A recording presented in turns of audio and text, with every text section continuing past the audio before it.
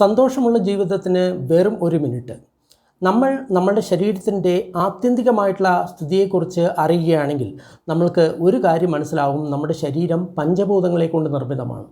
ഇനി നമ്മുടെ പഞ്ചഭൂതങ്ങളുടെ ധ്യാനം എന്ന് പറയുന്ന ഒരു ധ്യാനമുണ്ട്. അതായത് നമ്മുടെ ശരീരത്തിൻ്റെ അവസ്ഥകളെ, അതായത് നടക്കുന്ന സമയത്തും ഇരിക്കുന്ന സമയത്തും നമ്മുടെ ഉള്ളിൽ അനുഭവിക്കുന്ന ആ സംവേദനകളെ ആധാരമാക്കി അത് ഏതു ധാതുവിൽ നിന്നാണ് ഉണ്ടായത് എന്ന് നമ്മൾ മനസ്സിലാക്കണം. അങ്ങനെയാണ് നമ്മൾ ധാതുക്കളുടെ ഇത് നമ്മൾ ചെയ്യുന്നത്. ഉദാഹരണമായിട്ട് വളരെ കട്ടിയായിട്ടുള്ള ഒരു അനുഭവമാണ് നമ്മൾക്കുണ്ടാകുന്നതെങ്കിൽ അത് ഭൂമിധാതുവിൻ്റെ അനുഭവമാണ് എന്ന് നമ്മൾ മനസ്സിലാക്കണം.